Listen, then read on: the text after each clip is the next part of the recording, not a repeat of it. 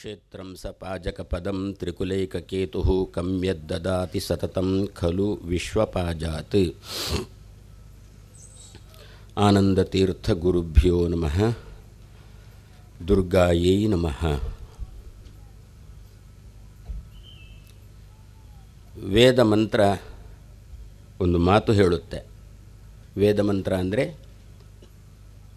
ಸದಾತನದಿಂದ ಸದಾಕಾಲ ಇರತಕ್ಕಂತಹ ಒಂದು ಗ್ರಂಥ. ಯಾರು ಅದನ್ನು ಏನು ಮಾಡಿದರೂ ಕೂಡ ನಾಶ ಆಗುವುದೇ ಇಲ್ಲ. ನಾಶ ಮಾಡ್ತೇನೆ ಅಂತ ಹೇಳಿದವರು ನಷ್ಟ ಆಗ್ತಾರೆ ವಿನಃ ಅದೇನು ನಾಶ ಆಗೋಲ್ಲ. ಅದರಲ್ಲಿ ಒಂದು ಮಾತು ಬರುತ್ತೆ, ನಮ್ಮ ಸಮಾಜಕ್ಕೆ ಸಂಬಂಧಪಟ್ಟ ಒಂದು ಮಾತನ್ನು ಅದು ಹೇಳುತ್ತೆ. ವೇದಗಳು ಅಂತಂದರೆ ದೇವರನ್ನು ಮಾತ್ರ ಹೇಳಲಿಕ್ಕಿರುವುದು ಅಂತ ಭಾವಿಸಬಾರದು. ದೇವರಿಂದ ಸೃಷ್ಟವಾದ ಜಗತ್ತನ್ನೂ ಹೇಳುತ್ತೆ. ಈ ಜಗತ್ತಿನಲ್ಲಿ ನಾವು ಹೇಗೆ ಇರಬೇಕು ಎನ್ನುವುದನ್ನು ತಿಳಿಸಿಕೊಡುತ್ತೆ. ಆದ್ದರಿಂದ ಅದಕ್ಕೆ ವೇದ ಅಂತ ಹೆಸರು. ವೇದಯತಿ, ತಿಳಿಸಿಕೊಡುತ್ತೆ ಅಂತ. ವೇದ ಶಬ್ದದ ಅರ್ಥ ಹಾಗೆ. ಏನು ಮಾತು ಬರುತ್ತೆ? ಏನಕೇನ ಪ್ರಕಾರೇಣ ಕೋಹಿ ನಾಮ ನ ಜೀವತಿ ಪರೇಶಾಂ ಉಪಕಾರಾರ್ಥಂ ಯಹ ಜೀವತಿ ಸಹ ಜೀವತಿ. ಪ್ರಾಯಶಃ ಬದುಕಿದವರಿಗೆಲ್ಲ ಅರ್ಥ ಆಯಿತು ಅಂತ ಭಾವಿಸ್ತೇನೆ. ಪರೇಶಾಂ ಉಪಕಾರಾರ್ಥಂ ಯಹ ಜೀವತಿ ಸಹ ಜೀವತಿ. ಸುಮ್ಮನೆ ಬದುಕೋದು ಅಂತಂದರೆ ಯಾರು ತಾನೇ ಬದುಕೋಲ್ಲ. ಏನಕೇನ ಪ್ರಕಾರೇಣ, ತಿನ್ನೋದು ಮಲಗುವುದು, ಇದು ನನ್ನ ಜಾಗ, ಖಾಲಿ ಮಾಡು ಅಂತ ಹೊಡಿಲಿಕ್ಕೆ ಬಂದರೆ ಅಲ್ಲಿಂದ ಏಳುವುದು, ಇನ್ನೊಂದು ಜಾಗದಲ್ಲಿ ಮಲಗುವುದು, ಇಷ್ಟೇ ಮಾಡಿಕೊಂಡು ಜೀವನ ಸಾಗಿಸುವುದು ಅಂತಾದರೆ ಪ್ರಾಣಿಗಳು ಕೂಡ ಇಂತಹ ಜೀವನವನ್ನು ನಡೆಸ್ತಾವೆ. ಏನಕೇನ ಪ್ರಕಾರೇಣ ಕೋಹಿ ನಾಮ ನ ಜೀವತಿ, ಯಾರು ತಾನೇ ಬದುಕುವುದಿಲ್ಲ. ಹಾಗಾದರೆ ಬದುಕು ಸಾರ್ಥಕ ಆಗಬೇಕು ಅಂತಾದರೆ ಪರೇಶಾಂ ಉಪಕಾರಾರ್ಥಂ ಯಹ ಜೀವತಿ ಸಹ ಜೀವತಿ. ಅವನ ಬದುಕು ನಿಜವಾಗಿ ಪೂರ್ಣ ಆಗುವುದು ಸಮಾಜದಲ್ಲಿ ದೇವರನ್ನು ಕಂಡಾಗ. ಪೂಜೆ ಕೂತಿರ್ತೇವೆ, ನಮ್ಮದೇ ಏನೋ ಪೂಜಾ ಸಾಮಗ್ರಿಗಳನ್ನೆಲ್ಲ ಬಿಡಿಸಿಟ್ಟಿರ್ತೇವೆ. ಪೂಜೆ ಎಲ್ಲರೂ ಮಾಡ್ತಾರೆ.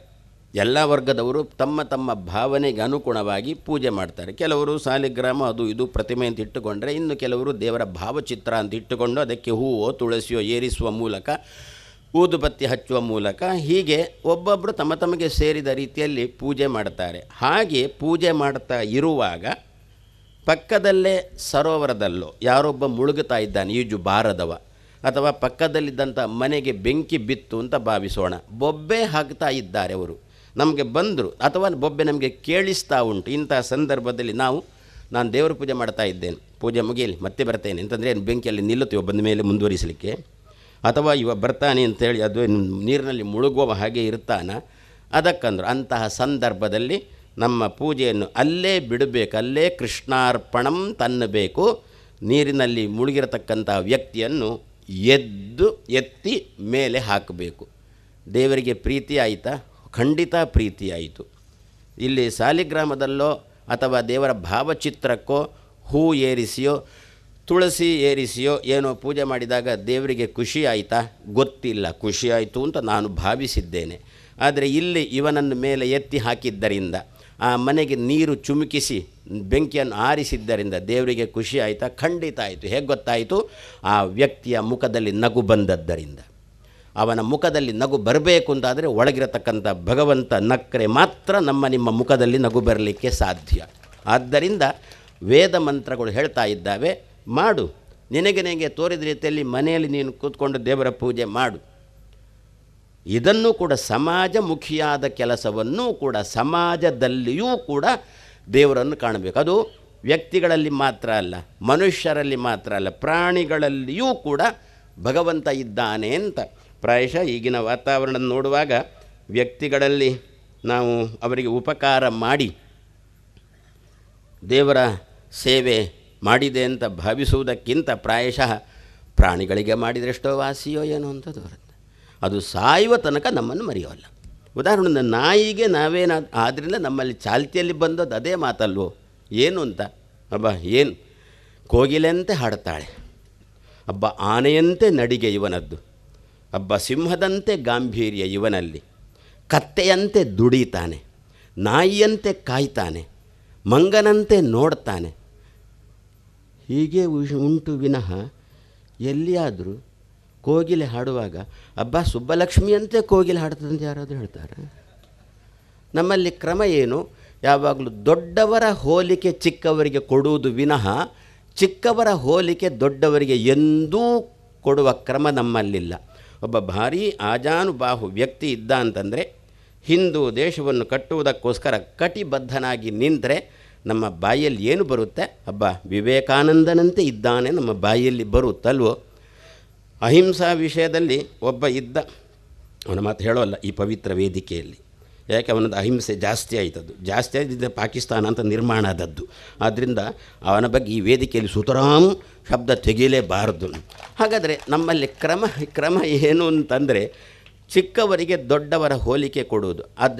ಇನ್ನೂ ಬೇಕಾ? ಮಂಗನ ಕಾಯಿಲೆ, ಹಕ್ಕಿ ಜ್ವರ, ಕೋಳಿ ಜ್ವರ, ಹಂದಿ ಜ್ವರ ಯಾರಿಗೆ? ಮನುಷ್ಯರಿಗೆ. ನೋಡೋಣ, ಪ್ರಾಣಿಗಳಿಗೆ ಮನುಷ್ಯ ಜ್ವರ ಬಂದದ್ದು ತೋರಿಸಿಕೊಡಿ. ಏನರ್ಥ ಹಾಗಾದರೆ? ಅವುಗಳಿಗೆ ಮನುಷ್ಯನ ದುರ್ವಾಸನೆಯನ್ನು ತಡ್ಕೊಳ್ಳುವ ತಾಕತ್ತು ಪ್ರಾಣಿಗಳಿಗುಂಟು, ಆದರೆ ಬೇರೆಯವರ ದುರ್ವಾಸನೆಯನ್ನು ತಡ್ಕೊಳ್ಳತಕ್ಕಂಥ ತಾಕತ್ತು ಮನುಷ್ಯ ಪ್ರಾಣಿಗೆ ಇಲ್ಲ ಅಂತ. ಆದದ್ದರಿಂದಲೇ ಕಾಣುತ್ತೆ ಮನುಷ್ಯ ಕೆಳಗಿನವನಾದ, ಪ್ರಾಣಿಗಳು ಮೇಲ್ವರ್ಗಕ್ಕೆ ಬಂದುವೋ ಏನೋ ಅಂತ. ಆದರೂ ಕೂಡ ನಾವು ಪ್ರತಿಯೊಂದು ಜೀವಿಯಲ್ಲಿಯೂ ಕೂಡ ಅದರ ಮುಖದಲ್ಲಿ ನಗುವನ್ನು ಬರಿಸುವ ಕೆಲಸ ಮಾಡಬೇಕು ಅಂತ ಹಿರಿಯರು ಹೇಳಿದಂತಹ ಮಾತು. ಪರೇಶಾಂ ಉಪಕಾರಾರ್ಥಂ. ಇನ್ನೂ ಪುನಃ ಅದರಲ್ಲಿ ಮತ್ತೂ ಸ್ವಲ್ಪ ಒತ್ತಿ ಹೇಳಿದರು, ಇನ್ನೂ ಸೂಕ್ಷ್ಮವಾಗಿ ಹೇಳಿದರು. ಅವನಿಂದ ಉಪಕಾರ ಮಾಡಿಸಿಕೊಳ್ಳುವ ಸಲುವಾಗಿ ನಾವು ಅವನಿಗೆ ಉಪಕಾರ ಮಾಡಬಾರ್ದು ಅಂತಂದರು. ಮತ್ತೆ ಸಮಸ್ಯೆಯಲ್ಲಿ ಬಿದ್ದಿದ್ದಾನೆ. ಸಾಮಾನ್ಯವಾಗಿ ನಾವು ದಾರಿಯಲ್ಲಿ ಹೋಗ್ತಾ ಇದ್ದೇವೆ ಅಂತ ಭಾವಿಸೋಣ. ಒಬ್ಬನ ಗಾಡಿಯಲ್ಲಿ ಎಣ್ಣೆ ಖಾಲಿ ಆಯಿತು. ನಾವೇನು ಮಾಡ್ತೇವೆ? ನಾವು ನಿಲ್ಲಿಸಿ ನಮ್ಮ ಗಾಡಿಯಲ್ಲಿದ್ದಂಥ ಎಣ್ಣೆಯನ್ನು ತೆಗೆದು ಅವನ ಗಾಡಿಗೆ ಹಾಕ್ತೇವೆ. ಯಾರೋ ಕೇಳ್ತಾರೆ, ಏನು ಯಾಕೆ ಮಾಡಿದ್ರಿ? ಇಲ್ಲ, ಅಕಸ್ಮಾತ್ ನನ್ನ ಗಾಡಿಯಲ್ಲಿ ಕೂಡ ಹೀಗೇನಾದರೂ ಖಾಲಿ ಆದರೆ ಯಾರಾದರೂ ಕೊಟ್ಟಾರು ನನಗೆ ಅಂತ. ಇದು ಸರಿ. ಆದರೆ ಹಿರಿಯರಂತ ಇದ್ದಾರೆ, ಇದಕ್ಕಿಂತಲೂ ಕೂಡ ಪ್ರಶಸ್ತವಾದ್ದು ಯಾವುದು ಅಂತಂದರೆ ಅವನಿಂದ ಪ್ರತಿಯಾಗಿ ಉಪಕಾರವನ್ನು ನಿರೀಕ್ಷೆ ಮಾಡದೆ, ಅದು ಒಂದು ದೇವರ ಪ್ರತಿಮೆ, ದೇವರಿಗೆ ಪ್ರೀತಿ ಆಗಬೇಕೆನ್ನುವ ದೃಷ್ಟಿಯಿಂದ ನಾವು ಅವನಿಗೆ ಮಾಡತಕ್ಕಂಥ ಉಪಕಾರ ಉಂಟಲ್ಲ, ಇದು ಪ್ರಥಮ ಮಟ್ಟದ ಉಪಕಾರ ಅಂತ ಹಿರಿಯರು ಹೇಳಿರತಕ್ಕಂಥದ್ದು, ವೇದ ಮಂತ್ರಗಳು ಹೇಳಿರತಕ್ಕಂಥದ್ದು. ಅಂತಹ ಉಪಕಾರ ಪರಸ್ಪರ ಒಬ್ರಿಗೊಬ್ಬರು ನಾವು ಮಾಡಿಕೊಂಡಾಗ ಎಲ್ಲ ಸಂಘಟನೆಗಳು ಆಗಲಿಕ್ಕೆ ಆರಂಭ ಆಗ್ತದೆ. ನನಗೇನು ಸಮಸ್ಯೆ ಬಂತು ಅದೇ ಸಮಸ್ಯೆ ಅವನಿಗೂ ಇರುತ್ತೆ. ಆವಾಗ ಸಮಸ್ಯೆ ಬಂದವರು ಒಟ್ಟು ಸೇರಿದ್ರು ಅಂತಂದರೆ, ಹೀಗೆ ಸೇರ್ತಾ ಬಂದರೆ ಅದೊಂದು ಸಂಘಟನೆ ಆಗುತ್ತೆ. ಕೆಲವು ಸಂದರ್ಭದಲ್ಲಿ ಒಬ್ಬನಿಗೇನೆ ಸಾಧ್ಯ ಆಗುತ್ತೆ ಇನ್ನೊಬ್ಬರಿಗೆ ಉಪಕಾರ ಮಾಡಲಿಕ್ಕೆ. ಕೆಲವು ಸಂದರ್ಭದಲ್ಲಿ ಸಂಘಟನೆಗಳು ಬೇಕಾಗುತ್ತೆ ಇನ್ನೊಬ್ಬರಿಗೆ ಉಪಕಾರ ಮಾಡುವುದಕ್ಕೋಸ್ಕರ. ಹಾಗೆ ನಮ್ಮಲ್ಲಿ ಏನಾಗಬೇಕಾಗಿದೆ ಅಂತಂದರೆ, ಈಗ ಇಂತಹ ಒಂದು ಪುಟ್ಟ ಸಂಘಟನೆಗಳು ಸೇರಿ ಕೊನೆಗೆ ಅದೇ ಒಂದು ದೊಡ್ಡ ಸಂಘಟನೆಯಾಗಿ ಅದೇ ಹಿಂದೂ ರಾಷ್ಟ್ರಕ್ಕೆ ಕಾರಣವಾದ ಸಂಘಟನೆ ಆಗಬೇಕು. ಅದಕ್ಕೆ ನಾಂದಿ ಇಂತಹ ಸಂಘಟನೆಗಳಾಗಲಿ. ನಮ್ಮಲ್ಲಿ ದಿಢೀರ್ ಅಂತ ಮೊದಲೇ ಸರ್ಕಸ್ ಅಂತ ಶುರು ಮಾಡೋಲ್ಲ, ಮತ್ತು ಎಲ್ಲ ಅಲ್ಲಿ ಒಂದು ಡೊಂಬರಾಟ, ಇಲ್ಲಿ ಒಂದು ಡೊಂಬರಾಟ, ಮತ್ತೊಂದು ಡೊಂಬರಾಟ, ಹೀಗೆ ಪುಟ್ಟ ಡೊಂಬರಾಟದವರು ಸೇರಿ ಕೊನೆಗೊಂದು ದೊಡ್ಡ ಸರ್ಕಸ್ ಅಂತ ಮಾಡುವಂತೆ ಪುಟ್ಟ ಸಂಘಟನೆಗಳು ಸೇರಿ ನಾಳೆ ಒಂದು ಹಿಂದೂ ಸಂಘಟನೆ ಅಂತ ಒಂದೇ ಛತ್ರದ ಅಡಿಯಲ್ಲಿ ಅದು ಬಂದು ಹಿಂದೂ ಸಂಘಟನೆ ಅಂತ ಆಗಿ ಮುಂದೆ ಏನಾಗಬೇಕು? ಅಖಂಡವಾಗಿರತಕ್ಕಂಥ ಹಿಂದೂ ರಾಷ್ಟ್ರ ಅಂತ ಆಗುವಲ್ಲಿ ಇಂತಹ ಸಂಘಟನೆಗಳು ಕಾರಣ ಆಗಬೇಕು. ನಮ್ಮಿಂದ ಛಿದ್ರವಾಗಿ ಹೋಗಿರತಕ್ಕಂಥ ಭಾಗಗಳೇ ಜಾಸ್ತಿ. ಆಚೆ ಒಂದು ಭಾಗ ಛಿದ್ರವಾಗಿ ಆಚೆ ಹೋಗಿ ಪಾಕಿಸ್ತಾನ ಅಂತಾಯಿತು, ಅಥವಾ ನಮ್ಮದು ಪಾಕಿಸ್ತಾನ ಅಂತಾಯಿತು. ಈಚೆ ಮತ್ತೊಂದು ತುಂಡು ಹೋಗಿ ಅಫಘಾನಿಸ್ತಾನ ಅಂತಾಯಿತು. ಒಂದು ಸಂದರ್ಭದಲ್ಲಿ ಅಖಂಡವಾಗಿ ಭಾರತ ಅಂತಂದಾಗ ಅದೆಲ್ಲ ಸೇರಿಕೊಂಡಿತ್ತಲ್ವೋ. ಯಾರ್ಯಾರೋ ದುರುಳರು, ವಿದುರ ಆವಾಗಲೇ ಹೇಳಿದ್ದಾನೆ, ಏಕಃ ಪಾಪಾನಿ ಕುರುತೆ ಫಲಂ ಭುಂಕ್ತೆ ಮಹಾಜನಃ ಭೋಕ್ತಾರಃ ವಿಪ್ರಮುಚ್ಚಂತೆ ಕರ್ತ ದೋಷೇಣ ಲಿಪ್ಯತೆ ಅಂತ. ಒಬ್ಬ ಅನ್ಯಾಯ ಮಾಡ್ತಾನಂತೆ. ಧೃತರಾಷ್ಟ್ರ ಒಬ್ಬ ಅನ್ಯಾಯ ಮಾಡಿದ್ದು, ಅದರ ಫಲವನ್ನು ಮಹಾಭಾರತ ಯುದ್ಧದಲ್ಲಿ ಬಹಳಷ್ಟು ಜನ ಉಂಡ್ರು. ಸರಿ, ಯುದ್ಧ ಮಾಡಿದರು, ಸತ್ರು, ಹೋದರು. ಆದರೆ ಈಗಲೂ ಕೂಡ ಆ ಧೃತರಾಷ್ಟ್ರ, ಅವನ ಮಗ ದುರ್ಯೋಧನ ಇದರ ಫಲವನ್ನು ಉಣ್ತಾ ಇದ್ದಾರೆ ಅಂತೆ. ಏಕಃ ಪಾಪಾನಿ ಕುರುತೆ, ಅದು ಮಹಾಭಾರತ ಕಾಲದಲ್ಲಿ. ಈಗಿನ ಕಾಲದಲ್ಲಿ ಯಾವಾಗ ಸುಮಾರಾಗಿ 1945-48 ಆ ಸಮಯದಲ್ಲಿ ದ್ವೌ ಪಾಪಾನಿ ಅಕುರುತಾಂ, ಇಬ್ಬರು ಪಾಪಗಳನ್ನು ಮಾಡಿದರು, ಪಾಪಿಗಳು ಇಬ್ಬರು ಪಾಪಗಳನ್ನು ಮಾಡಿದರು. ಪಾಪದ ಫಲವಾಗಿ ದೇಶ ಛಿದ್ರ ಆಯಿತು. ನಾವೀಗ ಫಲವನ್ನು ಅನುಭವಿಸ್ತಾ ಇದ್ದೇವೆ. ವಿದುರ ಅಲ್ಲಿಗೆ ನಿಲ್ಲಿಸಲಿಲ್ಲ. ಅಂದ, ಯಾರು ಈ ರೀತಿಯಾದ ಅನರ್ಥಕ್ಕೆ ಕಾರಣರಾದರೋ ಅವರು ಇಬ್ಬರು ಇಂದು ಕೂಡ ನರಕದಲ್ಲಿ ದುಃಖ ಅನುಭವಿಸ್ತಾ ಇದ್ದಾರೆ ಅಂತ ವಿದುರ ಯಾಕೆ ವಿದುರ ಯಮ, ಅವನಿಗೆ ಗೊತ್ತು ಇವುಗಳನ್ನು ಎಲ್ಲಿ ಹಾಕಬೇಕು ಅಂತ ವಿದುರನಿಗೆ ಗೊತ್ತು. ಆದ್ದರಿಂದ ಅಂಥ ಜಾಗದಲ್ಲಿ ಯಾಕೆ ಹಾಕಿದ, ಇನ್ನೊಮ್ಮೆ ಅಂಥವುಗಳು ಹುಟ್ಟಿ ಬರಬಾರ್ದು ಈ ದೇಶದಲ್ಲಿ ಅನ್ನುವ ಉದ್ದೇಶದಿಂದ ಅಲ್ಲಿ ಹಾಕಿಬಿಟ್ಟಿದ್ದಾನೆ. ಹೀಗೆ ನಮ್ಮಲ್ಲಿ ಸಂಘಟನೆಗಳು, ಪುಟ್ಟ ಪುಟ್ಟ ಸಂಘಟನೆಗಳು ಸೇರಿ ಸೇರಿ ಸೇರಿ ಅದೊಂದು ದೊಡ್ಡ ಸಂಘಟನೆ ಅಂತ ಆಗಿ ನಮ್ಮದೆಲ್ಲ ಏನು ಭಾರತ ಒಂದಾಗಲಿ, ಸಮಗ್ರ ಭಾರತ ಒಂದು ಆಗಲಿ, INDIA ಛಿದ್ರ ಛಿದ್ರ ಆಗಲಿ ಅಂತ ಈ ಸಂದರ್ಭದಲ್ಲಿ ನಾವು ಆಚಾರ್ಯ ಮಧ್ವರ ಅಂತರ್ಯಾಮಿ, ದುರ್ಗಾಂತರ್ಯಾಮಿ ಲಕ್ಷ್ಮೀ ನರಸಿಂಹನನ್ನು ಪ್ರಾರ್ಥನೆ ಮಾಡ್ತಾ ನಾನಾ ಕ್ಷೇತ್ರದಲ್ಲಿ ದುಡಿದವರಿಗೆ ಸನ್ಮಾನ ಮಾಡಿದರು. ಅದರಲ್ಲಿ ವಿಶೇಷವಾಗಿ ಎಲ್ಲರೂ ಹೇಳಿದಂತೆ ಸೈನಿಕರಿಗೆ ಸನ್ಮಾನ ಬಹಳ ದೊಡ್ಡದು. ಯಾಕೆಂದರೆ ಎಲ್ಲರೂ ಹೇಳುವಂತೆ ಆರಾಮದಲ್ಲಿ ನಾವು ರಾತ್ರಿ ಮಲಗಲಿಕ್ಕೆ ಕಾರಣ ಇವರು ನಿದ್ದೆ ಬಿಟ್ಟು ಯಾರೋ ಒಂದು ಸಂದರ್ಭದಲ್ಲಿ ಯಾವುದು ಪುಲ್ವಾಮಾ ಅಂತ ಏನೊಂದು ಘಟನೆ ಆಯ್ತಲ್ಲ, ಹೌದು, ಸುಮಾರಾಗಿ 40-45 ಜನ ನಮ್ಮ ಸೈನಿಕರನ್ನು ಷಂಡರು ಕೊಂದ್ರಲ್ವೋ, ದಿಢೀರಂತ ಬಂದು. ಒಂದು ವೇಳೆ ನಿಜವಾಗಿ ತಾಕತ್ತಿದ್ದರೆ ಎದುರಿಗೆ ನಿಂತು ಹೊಡೆದಾಡಬೇಕಿತ್ತು, ತಾಕತ್ತಿರಲಿಲ್ಲ. ಷಂಡರಂತೆ ಬಂದು ಹೊಡೆದು ಉರುಳಿಸಿದ್ರಲ್ಲ. ಆವಾಗ ಯಾರೋ ಒಬ್ಬ ನಾಸ್ತಿಕ ಒಂದು ಪತ್ರಿಕೆಯಲ್ಲಿ ಗೀಚಿದ, ಏನು ಅಂತ, ಸತ್ತವರಲ್ಲಿ ಒಂದು ಜನಿವಾರ ಕಂಡಿಲ್ಲ ಅಂತ. ಆದರೆ ಈ ದಿವಸ ಬದುಕಿದವರಲ್ಲಿ ಜನಿವಾರ ಕಾಣ್ತಾ ಉಂಟು. ಒಂದೊಂದು ಜನಿವಾರನೂ ಸಾಕು ಇಂತಹ ಪ್ರಸಂಗಕ್ಕೆ, ದೇಶದ ರಕ್ಷಣೆಗೋಸ್ಕರ ಒಂದೊಂದು ಜನಿವಾರನೂ ಸಾಕಾಗುತ್ತೆ. ಆ ಜನಿವಾರದಲ್ಲಿ ಇರುವುದು ಬ್ರಹ್ಮಗಾಯತ್ರಿ ಮಂತ್ರದ ತಾಕತ್ತು. ಯಾವ ಬ್ರಹ್ಮಗಾಯತ್ರಿ ಮಂತ್ರ ಒಬ್ಬ ಕೌಶಿಕ ರಾಜನನ್ನು ತಲೆ ತಗ್ಗಿಸಿತೋ, ಕೇವಲ ಒಂದು ಏನು ಕೌಶಿಕ ರಾಜ ಬಂದ, ವಸಿಷ್ಠರ ಆಶ್ರಮಕ್ಕೆ ಬಂದ, ಅವರ ನಂದಿನಿಯ ದೇನುವನ್ನು ಅಪಹರಿಸಬೇಕು ಅಂತ ಬಂದ. ವಸಿಷ್ಠರಂದರು ನಂದಿನಿ ಹತ್ರ ಕರೀತಿದ್ದಾನೆ, ಹೋಗೋದಾದರೆ ಹೋಗು. ಅವಳು ಹೋಗೋಲ್ಲ ಅಂತಂದಳು.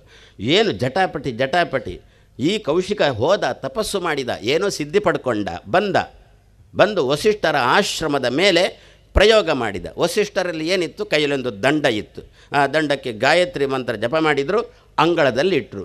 ಎಲ್ಲ ಅಸ್ತ್ರಗಳನ್ನು ಕೂಡ ಆ ದಂಡ ನುಂಗಿತು. ಹಾಗೆ ಒಂದೊಂದು ಜನಿವಾರನೂ ಸಾಕು. ಯಾರಿಗೆ ಅಂತಂದರೆ ಪರಕೀಯರ ದಾಳಿಯನ್ನು, ಆಕ್ರಮಣ ಏನುಂಟು ಅದನ್ನು ತಡೆಯೋದಕ್ಕೋಸ್ಕರ.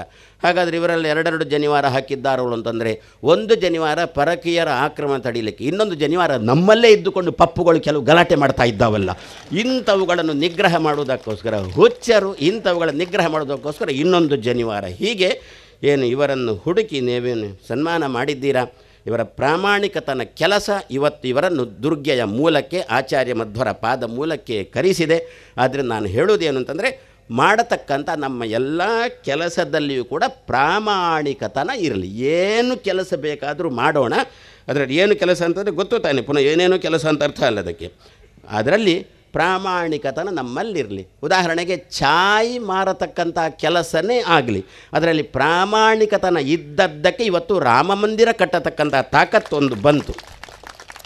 ಇನ್ನು ಪುನಃ ಅದೇ ಬೆಳೆಸ್ಕೊಂಡು ಯಾರೋ ಒಬ್ಬ ಕೇಳಿದ, ಎಷ್ಟು ಹುಚ್ಚ, ನನಗೊಮ್ಮೊಮ್ಮೆ ತೋರುತ್ತೆ ಒಂದು ಮಾತ್ಸರ್ಯಕ್ಕೂ ಕೂಡ ಇತಿಮಿತಿ ಇಲ್ವಾ ಅಂತ. ಯಾಕೆ 11 ದಿನ ಉಪವಾಸ ಮಾಡಲಿಕ್ಕೆ ಸಾಧ್ಯ ಆಗುತ್ತೆ, ಮಾಡಿದರೆ ಅವರು ಸತ್ತೇ ಹೋಗ್ತಾರೆ. ಗ್ರಹಚಾರಿ ಇವನಿಗೆ ಉಪವಾಸ ಅಂತ ಕೇಳಿದಾಗಲೇ ನಡುಗಿದನೋ ಏನೋ, ಇವನಿಗೆ ಉಪವಾಸದ ತಾಕತ್ತೇನು ಅಂತ ಗೊತ್ತಿಲ್ಲ. ಇದೆಲ್ಲ ಯಾವುದರ ಸಂಕೇತ? ಇದು ಮತ್ತೆ ಯಾವುದರದ್ದಲ್ಲ, ಮಾತ್ಸರ್ಯದ ಸಂಕೇತ. ಇದರಿಂದ ಆದದ್ದೇನು ಅಂತಂದರೆ, ಅವನಿಗೆ ಸಿಂಹಕ್ಕೆ ಏನೂ ಆಗೋಲ್ಲ, ನಾಯಿಗಳು ಎಷ್ಟು ಬೊಗಳಿದ್ರೂ ಕೂಡ ಸಿಂಹ ತನ್ನ ಎಂದೂ ಬಿಟ್ಟು ಕೊಡೋಲ್ಲ. ಹಾಗೆ ನಾವು ಮಾಡತಕ್ಕಂಥ ಕೆಲಸ ಅದೇ ಒಂದು ಕೆಲಸ ಮಾಡಿದ. ಅದರಿಂದ ಏನಾಗಿದೆ, ಈ ದಿವಸ ಅಂಥ ಒಂದು ಸ್ಥಾನಕ್ಕೆ ದೇವರು ತಂದು, ನಾನು ಪ್ರತಿ ಸಲ ಹೇಳೋದುಂಟು, ಆವಾಗ ಏನು ಆ ನರೇಂದ್ರ ಇದ್ದ, ಯಾವಾಗ 100 ವರ್ಷದ ಹಿಂದೆ ಏನು ಅಮೇರಿಕಕ್ಕೆ ಹೋಗಿ ಅಷ್ಟೂ ಜನರನ್ನು ಹಿಡಿದಿಟ್ಟುಕೊಂಡ. ಯಾವುದರಿಂದ? ಜೋರು ಮಾಡಿ ಅಲ್ಲ, ಮತ್ತು ಅಣ್ಣಂದಿರೇ ಅಕ್ಕಂದಿರೇ ಅಂತ ಹೇಳುವ ಮೂಲಕ. ಇದು ಯಾರ ಸಂಸ್ಕೃತಿ? ಇದೆ ಭಾರತೀಯ ಸಂಸ್ಕೃತಿ ಅಂತಂದರೆ. ಯಾಕೆ ಅಷ್ಟರ ತನಕ ಅವುಗಳು ಏನು ಪಾಪಿಗಳೇ ಅಂತ ಕೇಳಿ ಕೇಳಿ ಕೇಳಿ ಸುಸ್ತಾಗಿ ಹೋಗಿತ್ತು ಅಮೇರಿಕದವರಿಗೆ. ಇವ ಹೋದವನೇ ಅಣ್ಣಂದಿರೇ ಅಕ್ಕಂದಿರೇ ಅಂತ 2 ಮಾತು ಹೇಳಿದ್ದೇ ತಡ ಅಷ್ಟೂ ಜನ ಇವನ ಹಿಡಿತಕ್ಕೆ ಬಂದರು. ಅದೇ ರೀತಿಯಲ್ಲಿ ಆವಾಗ ಹಾಗಾಯಿತು.